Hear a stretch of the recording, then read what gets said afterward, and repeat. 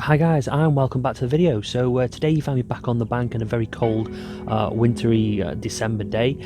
This time it's not really to have a full session. This is more so to pass on my top 10 tips for anyone who is looking to get into the world of carp fishing. I'm sure again those who have been used to my channel have already seen the night fishing tips and winter carp fishing tips as well. If you haven't already, then at the end of this video please do go and take a look. They've been really popular and I think everyone has really appreciated them. So this video, as I said, is more for someone looking to get into the sport. If there's any tips or anything that you feel I may have missed, or obviously you want to kind of comment, then please do so below. Again, it's always appreciated. As I said, this is not meant to be an exhaustive list. So thank you very much, and let's get straight to it. Okay, so rigs. So I mean, this is a bit of a minefield, to be honest. I mean, everyone seems to use something different. A lot of people obviously will follow the mainstream kind of carpers, in terms of lead clips. Me personally, I like to use an inline. I find it quite simple. Anybody can use an inline without any worries about whether it's set up correctly. I mean, it's pretty straightforward. Nothing wrong with lead clips if you want to use lead clips, but all I would say is, if you are starting out, keep it simple. Standard kind of inline, kind of semi-fixed, because a lot of places won't allow you to have a fixed rig, and in fairness, you don't need it. So a standard kind of inline will set you off quite well.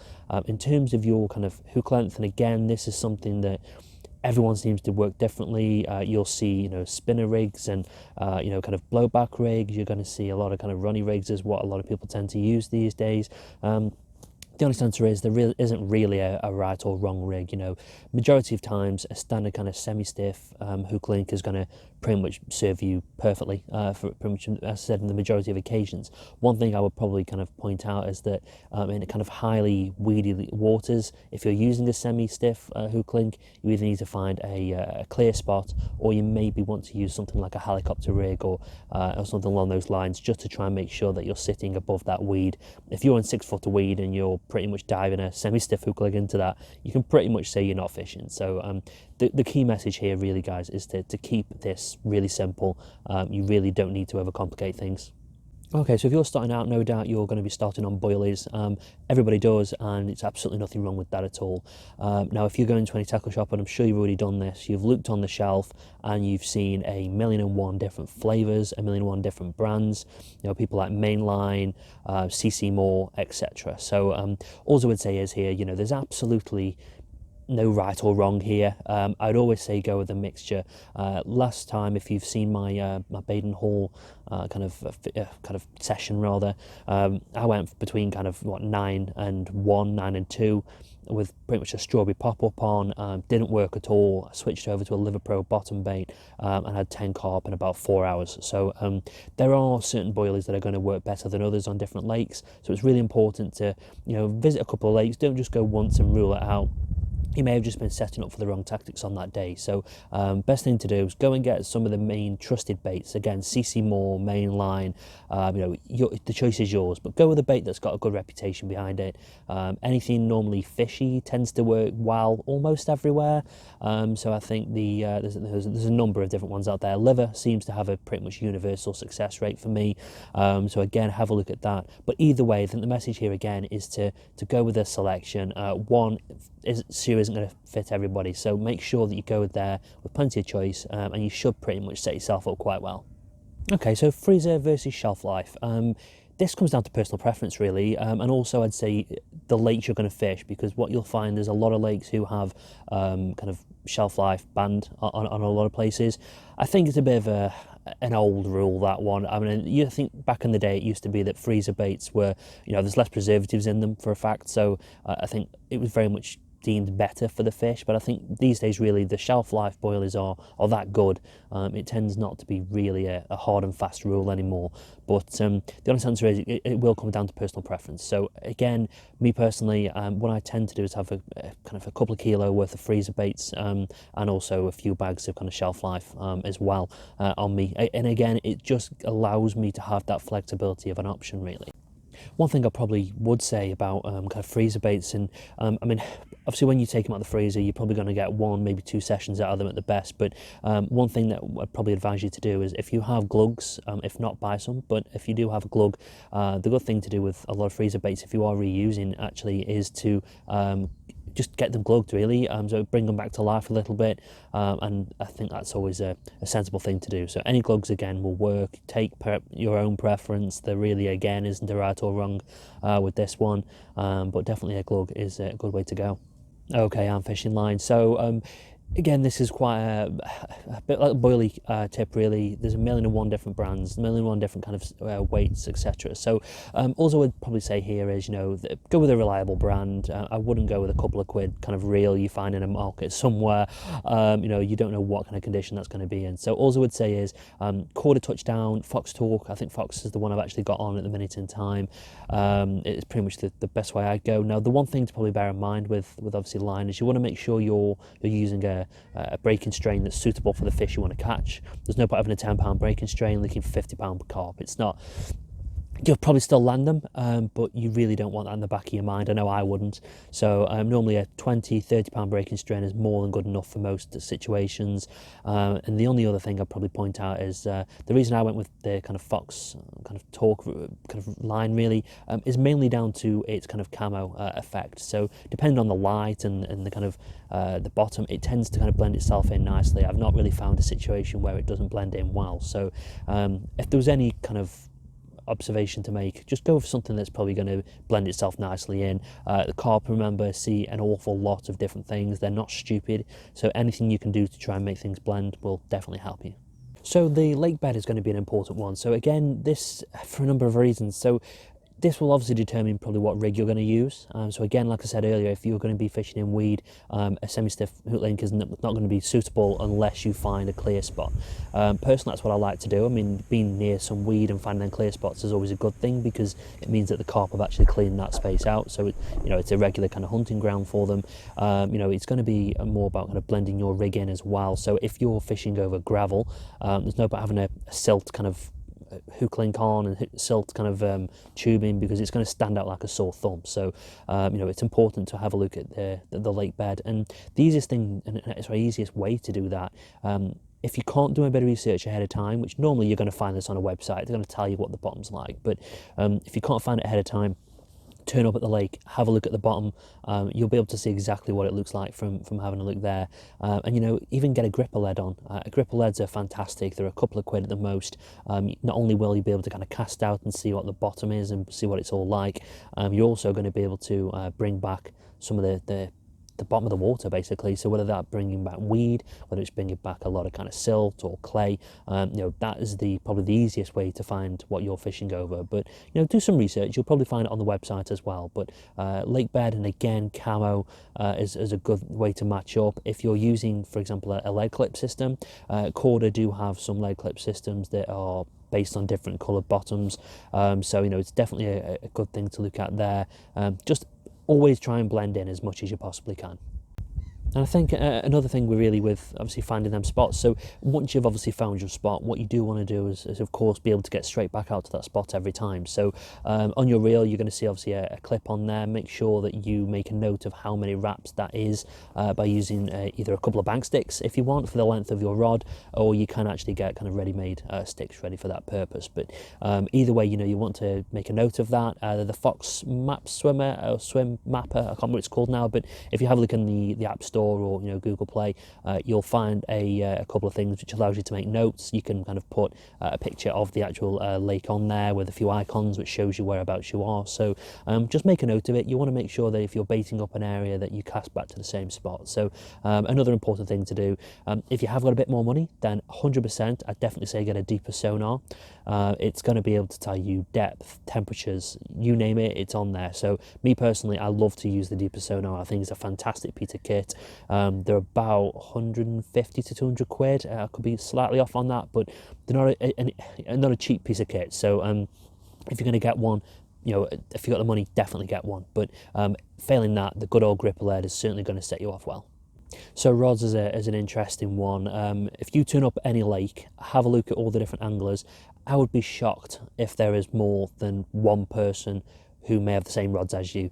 And again, this is something that is really going to depend on you. Firstly, your budget, and secondly, the type of fish you're looking for. So you can get a kind of Fox Warrior rods, which are going to be anywhere from kind of 40 quid each. don't be put off by the price. It doesn't mean it's cheap and it's rubbish. It really isn't. I've actually had them. I've still got them on now. I got them as part of a kind of a discount package, but I absolutely love them. They're a 3.25 kind of test curve rod, 12 foot long. They set me up for almost every occasion. I've had carp up to mid-20s on them, and they easily give me enough action in the tip. I've got no issues at all, and people who spend hundreds of pounds on their rods, I'm sure they're fantastic rods, but realistically the majority of us can't do that. So you need to firstly go on your budget. If I was to kind of call any out other than the Fox Warrior rod, the Sonic Vader X, I think are ones that I originally looked at. I think they're about 50-60 quid each, and again, the good solid rods. There's nothing wrong with any of them. As I've kind of alluded to, depending on the kind of breaking strain of the rod you're looking for, or the grade if you want. So it can be anywhere between kind of 2.75 to 3.25. That should keep you sorted in the majority of occasions.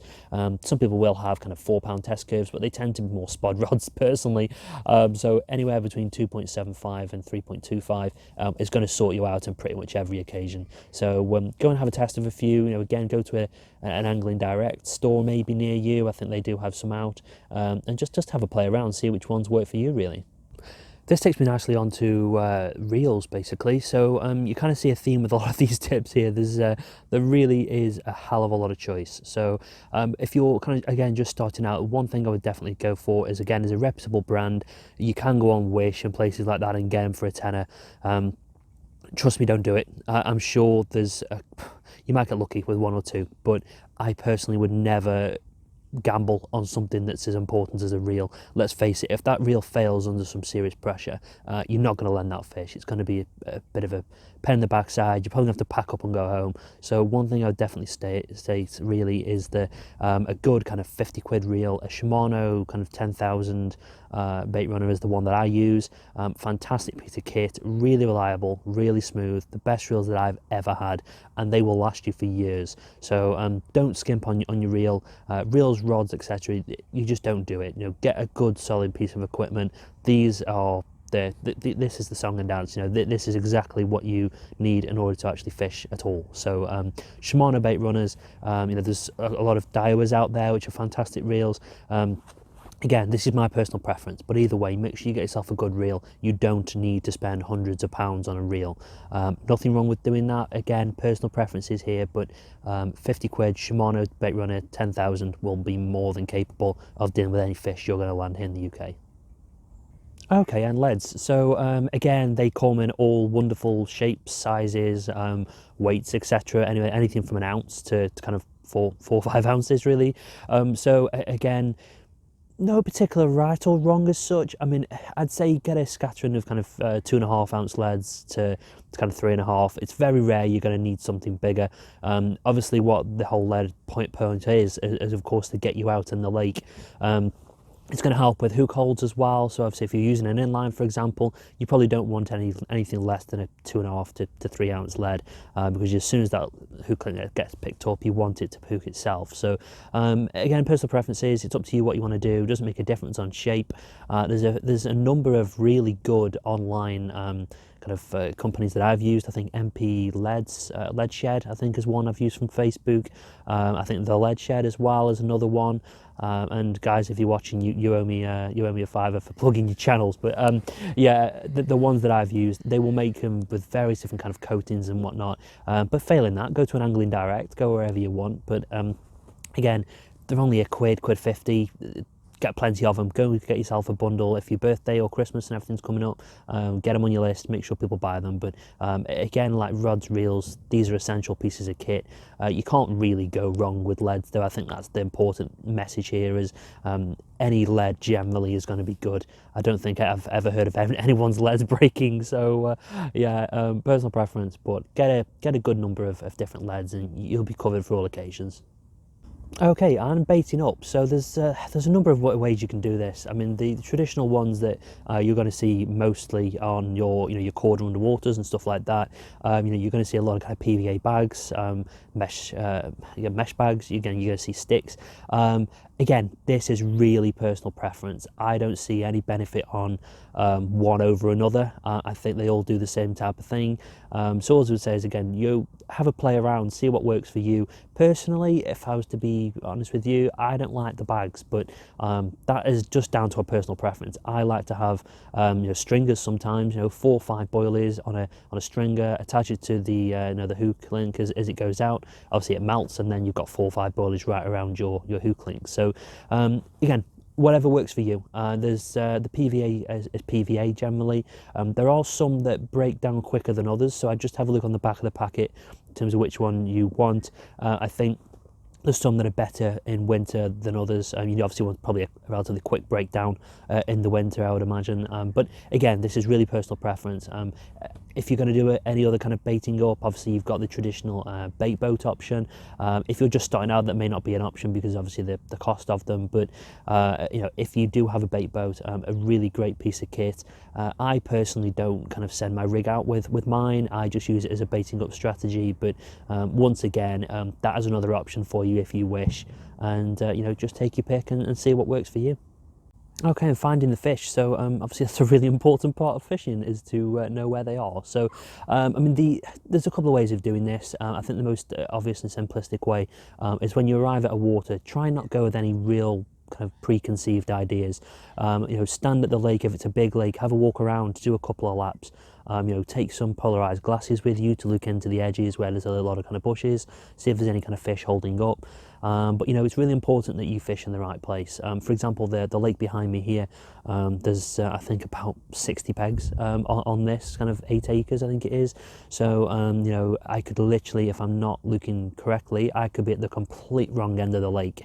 Now, as it turns out, I'm actually not at the end of the lake that I wanted to be on, but that's just down to angling pressure. But I know what the lake is like, and so I'm in a pretty decent location.